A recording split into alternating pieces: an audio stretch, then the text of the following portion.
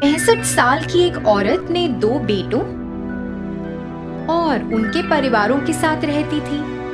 वह एक ही घर में रहते थे। लीलावती को स्वादिष्ट खाने खाने का बहुत शौक था। उसे अच्छे कपड़े पहनने का, आईने में अपने आप को देखने का बहुत शौक था।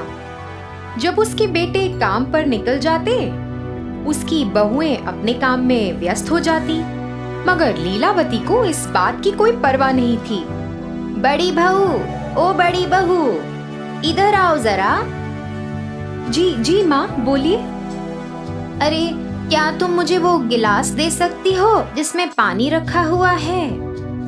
लीलावती बहुत आलसी थी। अपने बाजू में पड़ा हुआ गिलास भी वह उठा नहीं सकती थी।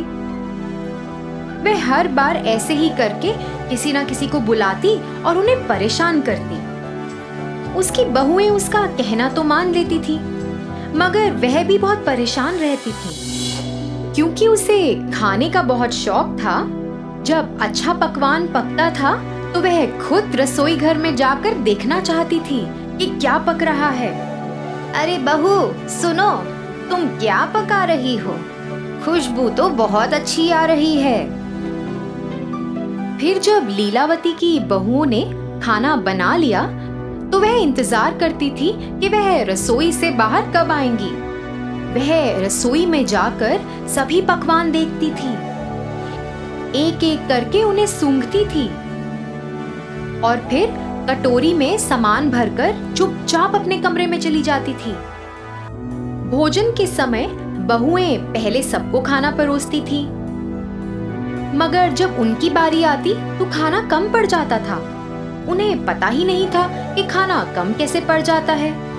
कभी कभी तो उनके पति उन्हें गुस्सा भी करते थे कि क्यों उन्होंने सही मात्रा में खाना नहीं बनाया है। ऐसा देख के लीलावती मन ही मन खूब हंसती, मगर वह अपने बेटों को कुछ नहीं कहती थी कि वह अपनी पत्नियों से ऐसे क्यों बात कर रहे हैं। फिर एक दिन लीलावती के बेटे बाजार से कुछ मिठाइयां लेकर आए और वो मिठाइयां उन्होंने अपने बच्चों के लिए रख दी। लीलावती से तो रुका ही नहीं गया। वह अपने पोते पोतियों के पास आई और मिठाई का डब्बा उनसे ले लिया। सुनो बच्चों, ये मिठाइयां मैं तुम लोगों में बराबरी में बांटूंगी। चलो अपनी आंखें बंद करो और अपना हाथ आगे करो बच्चों। ऐसा सुनकर बच्चों ने वैसा ही किया जैसे उनकी दादी माँ ने कहा। फिर लीलावती ने उस डब्बे में से कुछ मिठाइयां चुपचाप अपने पास रख ली और बाकी की मिठाइयां बच्चों को दे दी और फिर चुपचाप अपने कमरे में चली गई। ये ही नहीं, वह तो अपनी बहुओं की साड़ियां भी चुराती थी। जब उसकी बहुएं साड़ियों को तार पे सूखने के लिए टांगती, वह चुपचाप साड़ियां ले जाती। उसकी बहुएं परेशान हो जाती कि ऐसा किसने किया है। उन्हें लगता कि साड़ियां कहीं गुम हो गई हैं। माँ जी, आपने मेरी लाल साड़ी देखी क्या? मैं कई समय से ढूंढ रही हूँ मगर मुझे मिल ही नहीं रही। मैंने उसे सूखने के लिए तार पे डाला था। क्या आपने देखी है? नहीं बहू, मैंने नहीं देखी। मुझे लगता है वो पड़ोस की राधा ने ऐसा कुछ किया है। कल मैंने वो साड़ी उसके पास देखी थी। हाँ माँ जी, मेरी साड़ी भी गुम चुकी है। मुझे लगता है ये राधा का ही काम है। तुम दोनों को उसके पास जाकर बात करनी चाहिए। ऐसा बोलकर उसने अपनी बहुओं को बहकाया। जैसा उनकी सास ने कहा, वह दोनों अपनी पड़ोसी राधा के पास गईं और लड़ने लगीं। राधा की तो कोई गलती ही नहीं थी और उन्हें लड़ता देख लीलावती दूर से हंसने लगी। इनको तो पता ही नहीं चलेगा कि ये मैंने किया है। देखो कैसे लड़ झगड़ रही हैं। लीलावती ऐसे ही अपने परिवार में सबको तंग करती। फिर एक दिन जब वह खाना खा रही थी, लीलावती को बहुत खुशी हुई ये जानकर कि अगले हफ्ते दशहरा आ रहा है और वह चाहती थी कि सब लोग नए कपड़े खरीदें। जी माँ, हमें कपड़े खरीदने चाहिए। और हाँ, अभी सासू माँ भी आ रही हैं, तो क्या आप उनके लिए भी कपड़े खरीद लेंगी? वह दशहरा मनाने आ रही हैं। यह सुनकर लीलावती नाराज हो गई। उसे जलन मच रही थी कि वह क्यों आ रही है। आने दो उसे, मुझे पता है यहाँ से उसको कैसे भगाना है। अगले दिन लीलावती अपने कमरे से बाहर आई और उसने अपने बेटों और बहुओं को किसी का इंतजार करते हुए देखा। वह सब वेरांडे में खड़े थे।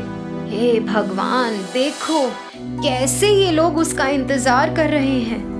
क्या इन्होंने मेरा इंतजार ऐसे किया है कभी? हे भगवान। फिर लीलावती के बड़े बेटे की सास वहां पधारी और जैसे ही वह अपनी गाड़ी से उतरी, बच्चे भागे दौड़े उनके पास गए। पुष्पा बच्चों के लिए और बाकी सब के लिए कई उपहार लाई थी। वह बच्चों के लिए खिलौने और बेटियों के लिए साड़ियां लाई थी। पुष्पा ने लीलावती को भी एक सुंदर सा बस्ता भी दिया। लीलावती ने वह बस्ता तो कबूल किया और चुपचाप अपने कमरे में चली गई और फिर बाहर आई। बाहर आकर उसे स्वादिष्ट खाने की सुगंध आई, तो वह सोचने लगी कि बहुत कुछ बना है, मगर उसे जलन भी मच रही थी। ये देखो, इन बहुओं ने मेरे लिए कभी इतने सारे स्वादिष्ट पकवान बनाए हैं। अभी मैं इनको मजा चखाती हूँ।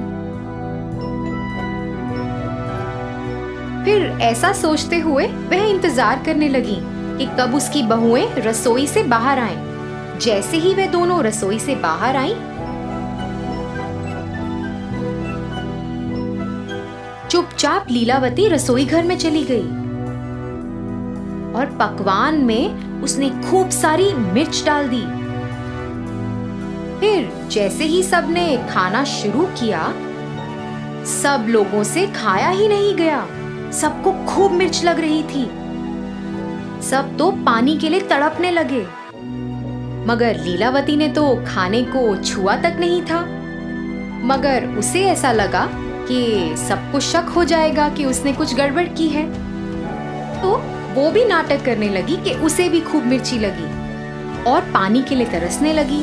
मगर पुष्पा को शक हुआ। पुष्पा ने लीलावती को कुछ ना खाते हुए देख लिया था। उसे ऐसा लगा कि कुछ तो गड़बड़ है। पुष्पा ने लीलावती पर नजर रखनी शुरू कर दी। फिर ऐसे ही कुछ दिन बीत गए। पुष्पा ने ऐसा देखा कि लीलावती बच्चों से मिठाइयाँ चुराती है और अपनी बहुओं की साड़ियाँ चुरा कर उस बस्ते में रखती है।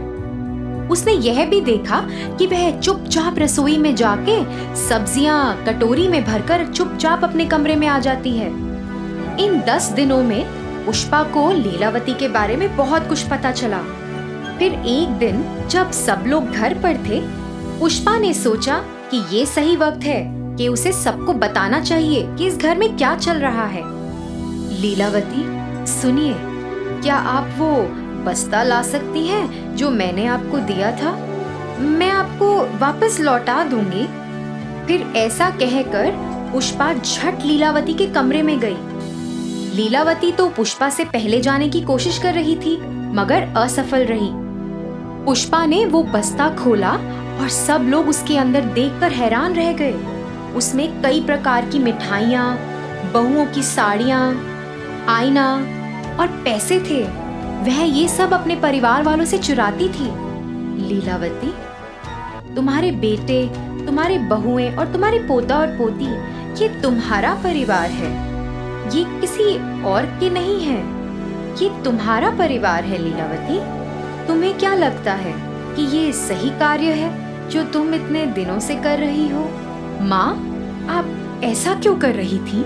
इसी कारण से बच्चे हमेशा आपसे परेशान रहते थे। माँ, आपको नहीं लगता कि जब हम काम से घर आते हैं तो हम थके हुए होते हैं? और आपको ऐसा करने की क्या जरूरत थी माँ? आप सबके साथ खुशी खुशी रह सकती हैं। आपने सबको कितना परेशान किया है माँ। माँ जी, आपने ही हमें राधा के बारे में बताया था। वो मेरी कितनी अच्छी दोस्त थी। आपके झूठ की वजह से अब मेरी दोस्ती भी उससे टूट गई है। माँ जी, हमने आपका बहुत ख्याल रखा। आप ऐसा कैसे कर सकती हैं हमारे साथ? लीलावती को अपने से कम उम्र के लोगों को ऐसा कहते हुए बहुत बुरा लगा। ज्यादा बुरा इसलिए लगा कि वह उसके खुद के परिवार वाले थे। उसे एहसास हुआ कि वह कितना गलत कर रही थी और उसने सबसे माफी भी मांगी। उस दिन से लीलावती अपने बच्चों का अच्छे से ख्याल रखती थी। वह अपनी बहुओं का भी खूब ख्याल रखती थी। वह अपनी बहुओं की काम करने में मदद भी करती थी। ऐसा सब देखकर पुष्पा भी बहुत खुश हुई कि उसके रहते रहते लीलावती का हृदय परिवर्तन हुआ। तो बच्चों, इस कहानी से हमें ये सीख मिलती है कि हमें अपने पास मौजूद जिंदगी से संतुष्ट रहना चाहिए। उम्र के साथ हमें अपना व्यवहार भी बदलना चाहिए, नहीं तो इससे हमारे अपनों को चोट पहुंच सकती है।